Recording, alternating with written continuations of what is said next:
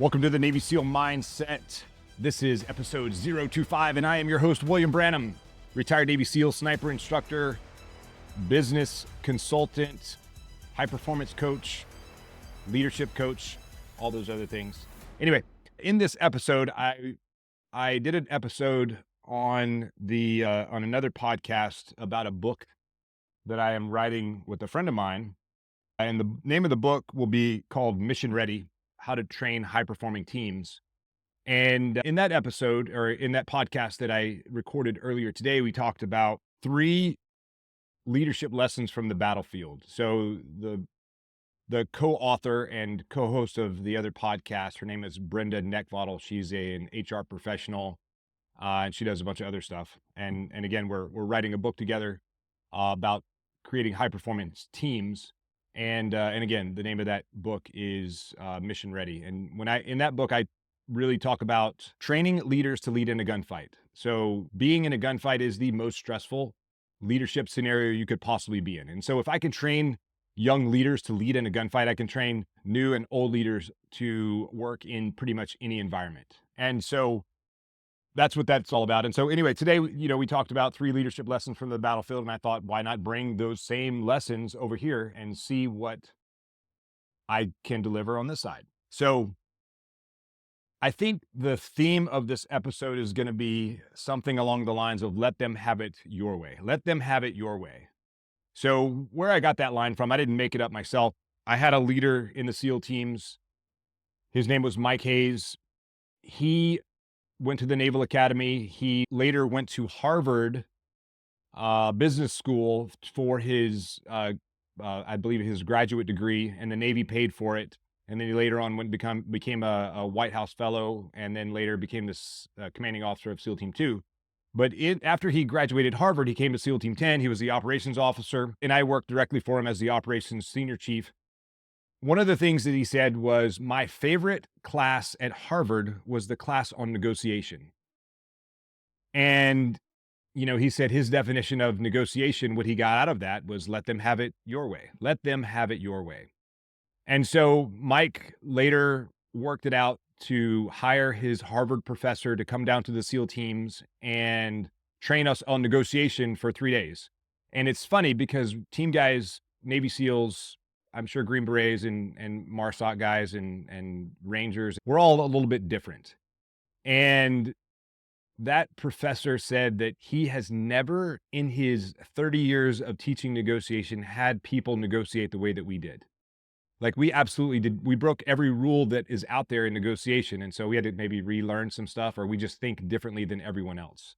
He said, do this, and we would do the opposite. So it was an interesting time. I learned a lot of great lessons on negotiation. And quite honestly, negotiation is a lot of leadership. Your job as a leader oftentimes is to get your people to do the things that maybe they don't want to do. And it doesn't matter if you're leading an organization, if you're leading a team, if you're leading your family. Oftentimes, the people on your team don't want to do what you want them to do. A family can be a high-performing team. Your family should be a high-performing team. And you, as the leader of your family, it could be mom, dad, husband, wife, boyfriend, girlfriend, whatever that family dynamic looks like. There will be a lot of times where there will be people on the team that don't want to do what you want them to do. And so your job as the leader is to convince them to do the things that they don't want to do and make it their idea. I think the first battlefield lesson of leadership is to show them what they don't want to be. And what I mean by that is I had a group of SEALs and one EOD guy in 2005. We were handed, unfortunately for us, or we thought unfairly handed to us, the job of protecting the interim Iraqi government leadership. They were newly elected, and our job was to keep them alive. This was a no-fail mission. My commanding officer called us in and said, hey, by the way, you're not going to Afghanistan to go hunt down the Taliban and Al-Qaeda. Your job is to go to Iraq and keep these government officials alive. That was a very hard thing for me to do, to accept those orders. But he also said something that I couldn't really refute was, he said, you are the best platoon at the SEAL team, and I have to put my best foot forward So therefore, the best platoon gets the hardest mission. And so that was the hardest mission. This was a no-fail mission. We cannot let anything happen to the interim government of Iraq. This was part of national security. So we begrudgingly went and learned how to become a security detail, and then we deployed overseas, and we started guarding the interim government of Iraq. Well, we weren't the only people over there guarding officials. There were companies like Blackwater, I think they're called Z or X or something weird like that now. There was a company called Dynacore, a company called Triple Canopy, and some other smaller, lesser known organizations. And there were a lot of paramilitary contractors that were doing all of this security work. They dressed the same as us. The biggest difference is they weren't really quite as professional as we were. And if you're listening to this and you were part of that, you know that I'm telling the truth. One of the things about leading SEALs is SEALs don't like to follow direction. They don't like to follow orders. They like to bend the rules to the point of maybe breaking them. I can neither confirm nor deny, but we for sure like to go against the grain. Free thinking group of individuals and probably the hardest group of people to lead. We deployed to Iraq. We were in Baghdad in the green zone. And we saw all these other contractors. We're all wearing, 511 gear when 511 first came out. And it's funny, you won't catch me dead in a set of 511 anything nowadays, just because I'm like so anti that look, that sort of paramilitary police sort of look where you look military, even though you may not be. Like the people are too busy looking cool out there. I don't really have a problem with it. I'm just not going to wear it. I'm going to try to dress much nicer than that with my Get Naked t-shirts. But the thing about the contractors is we all wore the same equipment, same clothing, but we were, my guys, they always wanted to, like when we're out, away from the headquarters, they wanted to grow a beard. They wanted to grow their hair long. They wanted to be a little bit sloppy in how just because they could. Anti-military bearing, anti-establishment, anti-whatever. And so I'm completely on board with all of that. I think you should question authority at every turn. I don't think you should blindly follow anyone ever. And that, again, that's a part of leadership. And I think if you're a leader, you should encourage your people to not blindly follow you as a leader. I think they should always question you to make sure that you're doing the right thing. That keeps you in check, and that keeps them in check, and that keeps everyone on the same sheet of music. But so we got over there. And guys they were asking me, of course, hey, can we grow a beard? Can we let our hair go a little bit? Can we, do we have to tuck our shirt in? Silly things like that. Not military bearing. And so we were there maybe 1 or 2 days going to the chow hall. We all the, contractors, they all went to the same chow hall as us. And then I think 2 days in, my group of senior guys in the platoon came to me and they were like, hey, Chief, we actually don't want to grow our hair out. We don't want to grow a beard, and we want to keep our shirts tucked in because we don't want to look like the guys at Blackwater or Dynacore or Triple Canopy. We don't want to look like the contractors. We actually want to look professional while we're out here. And just to kind of give you an idea of what the contractors look like, they would have like 7, 8, or 9 like pistol mags on their belt. I have no idea why you need that many bullets for a pistol. I carry a rifle. A pistol is just a backup. But they would have like 9 magazines on their belts. They were, knives sticking out everywhere. It's like they were ready for John Wick. They were trying to be John Wick before John Wick was a thing, but wearing old school 511 equipment. So it was pretty funny looking at them, greasy long hair, beards, scraggly. They just did not look professional. And so I didn't even have to tell my guys what to do, or I didn't have to show them. Like, you want to look professional or try to beat that into them. When they saw what they were going to look like, they, on their own accord, decided that they did not want to look like that. And so another example of this you can see in advertising a lot of times in fitness is you'll see before and after pictures of what someone looked like and what they look like now.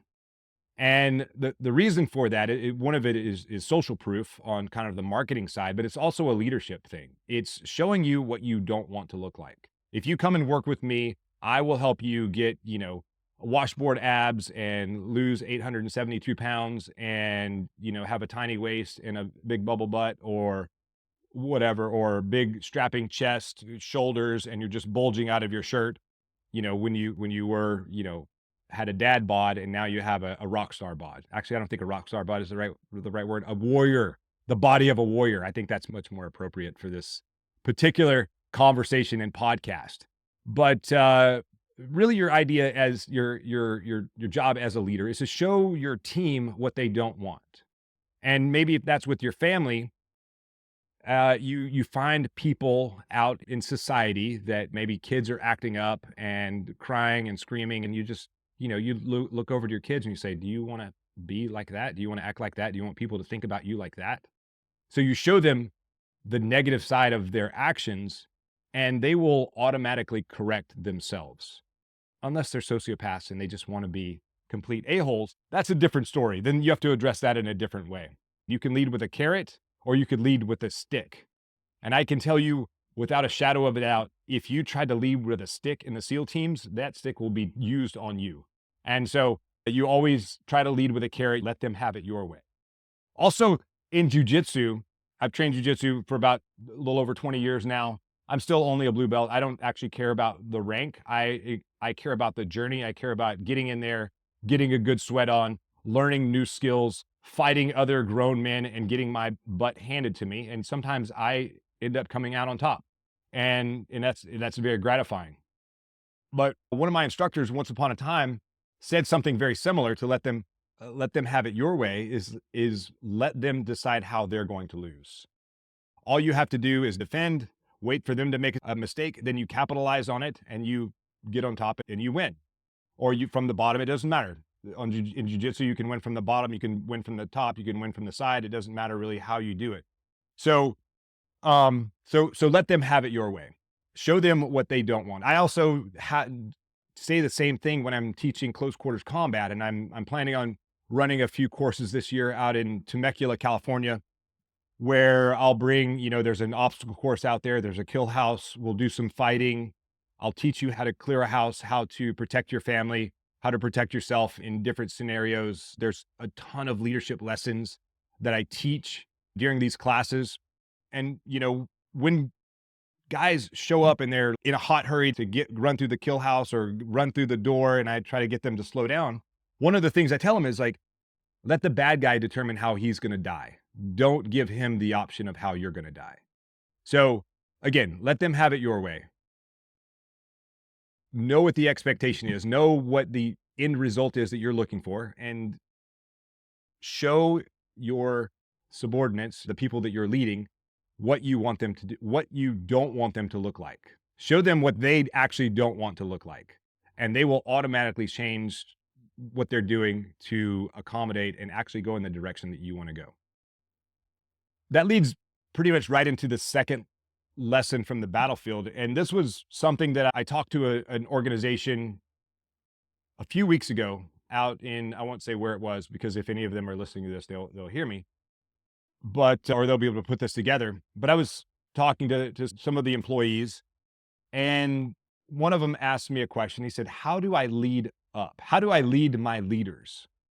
And so I, of course, had to ask more information, because I didn't realize there was sort of some holes in the organization, some holes in the leadership. I had no idea. I could kind of guess based off what I observed, but I didn't really know. And so I asked more questions and more questions and more questions, which is really an important thing to do as a leader, is to ask lots of questions. You don't know everything. Even though you may be in this position of leadership, it's very important to ask lots of questions. That's kind of where empathy comes in. And then once I finally really understood what the problem was, I told him, like, so here's the deal. In the SEAL teams, or in the military in general, officers create policy. The enlisted enforce the policy. Well, I was an enlisted guy. Not only do we enforce the policy, our real job is to influence the policy. So again, my job is not to make policy, but my job is to enforce and influence the policy. So if I want a policy developed, I want it to be something that I'm okay enforcing. And so my job was to figure out, like, what do I want the policies to be? What do I think is the right thing for the organization? And generally leaders are pretty good at knowing what the right thing for the organization, but sometimes leaders lead from inside of a box and they really have no idea what's going on in the organization. And I can tell you from personal experience, I have been one of those leaders who led from inside the box. I didn't actually get out. I didn't really understand what was going on with the team that I was leading. And I had some massive failure when that happened. But that's how I learn. I learn through failure. So when I want something changed, or I want to influence the policy, I want to influence someone, I have to make it their idea. And so this is what I told the gentleman that was asking me these questions. I said, well, what your job is now, since you're not the leader, your job is to help influence the policy that gets put in place and procedures to move forward. And so you can do something like it's a very simple exercise where you're having a conversation with the leadership and they start talking about policies or procedures or whatever it is, and you can say something like, I really like that idea that you came up with this once upon a time about how to do XYZ, and if you did it like this and this, it would be more efficient. Now, I'm not telling you to lie, but what I'm telling you is if you can convince them that that is their idea and you got that idea from them, then there's no limit to what you can do. If you don't mind if someone else gets the credit for your idea, then you should just put your idea out there. Like that's leadership. If you don't care if someone else gets credit for your idea, then what does it matter? As long as the idea got put in place, why do you even care if you got credit for it or not? If you can create more of an impact by influencing someone and making them think that that was their idea, you know, in the back of your mind that you're the person who created that change, who influenced that policy, influenced that decision, put those procedures in place that made the organization a better place, that made the family a better, more congruent family. If you're the husband and, you know, your wife is wanting you to do one thing or another, but you really want her to do something else, you can use the same thing on her. You can say, hey, you know, I really like that thing that you said about going here and doing that, and give her a compliment about it. Or if the roles are reversed and you're the wife and you're trying to get your husband to do something, say the same thing. We all like to be complimented. We all like to be, I'm going to use air quotes here. We all like to be right. And we all like to be told that our ideas are really good and you really agree with the things that we're saying. If you can calm things down and be very kind and gentle and represent the other's idea, again, those are air quotes, the other's idea, which really could be your idea the whole time. If you can frame it in such a way that you make them think that it's their idea, you've already won. So let them have it your way. So show them what they don't want to be, make the thing their idea. And the last is to let the battlefield mature. So in combat, there have been scenarios that I've been a part of where we have someone over here taking a pop shot at us. They're just trying to get our attention. They're trying to get our focus to look in their direction. And if we fall into that trap and go run after this guy that's just sort of taking pop shots at us, we don't know. Like we could get super excited or super upset and like, we need to go get that guy and go, you know, take him out. But what we don't know is there is an ambush waiting for us.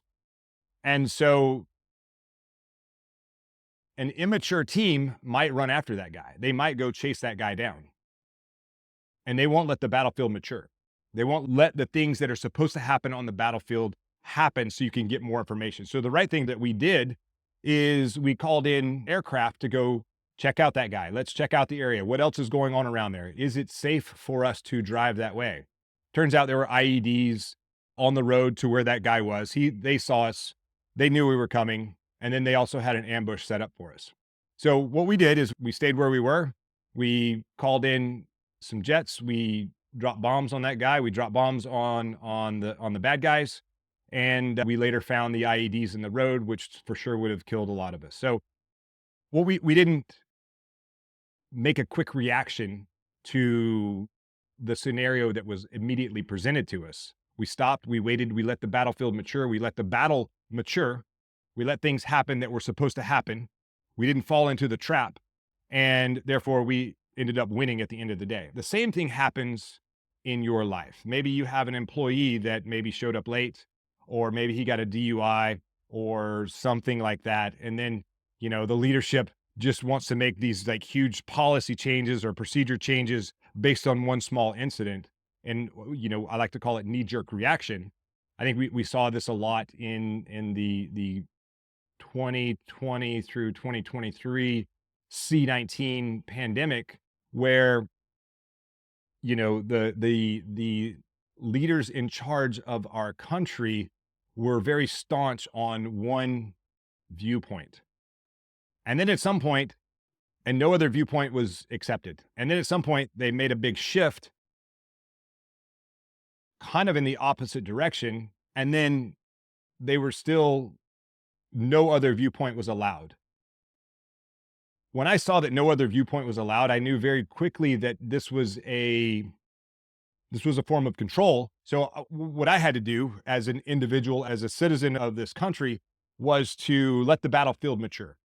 I watched what was going on. I watched all the news agencies. I read as much as I could. I listened to podcasts. I listened to scientists. I listened to everything I could.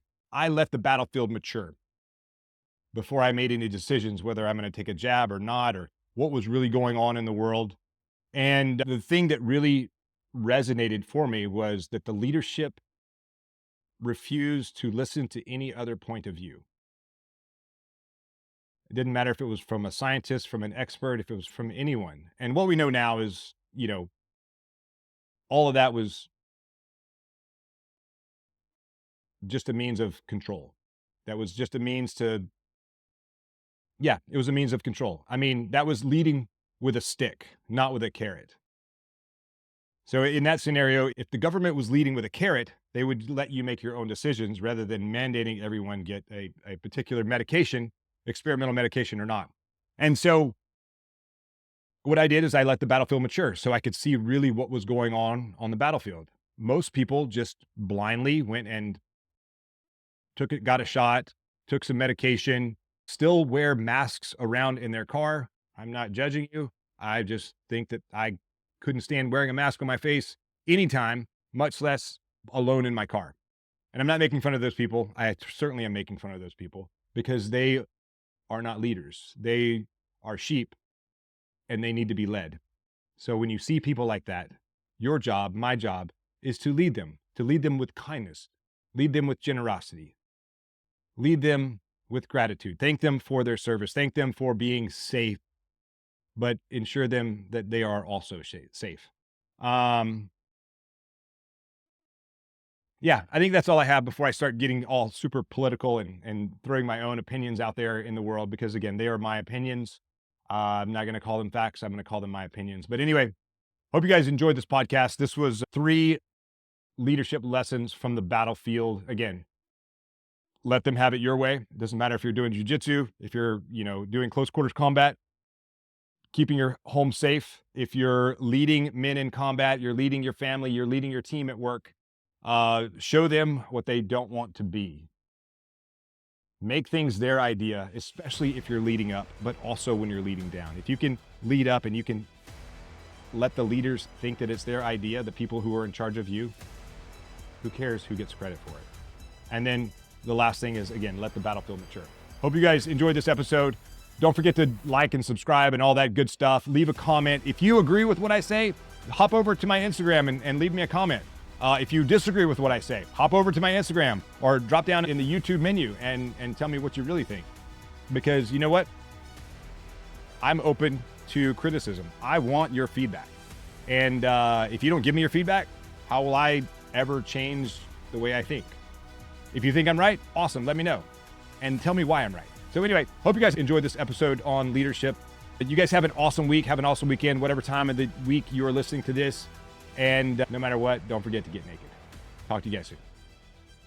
Hey, this is William Branham, retired Navy SEAL, 26 years of service, and I have a free gift for you. Go to 5sealsecrets.com, the number 5, SEAL as in Navy SEAL, 5sealsecrets.com, go download your free copy of these 5 SEAL secrets, and I'll give you a secret. The secret is naked. Naked is an acronym. Go over there and find out what it is. 5sealsecrets.com, totally free. All you got to do is give me your name and email so I can send that to you, and it's all yours. Then you can start learning how to think like a Navy SEAL. Talk to you guys soon.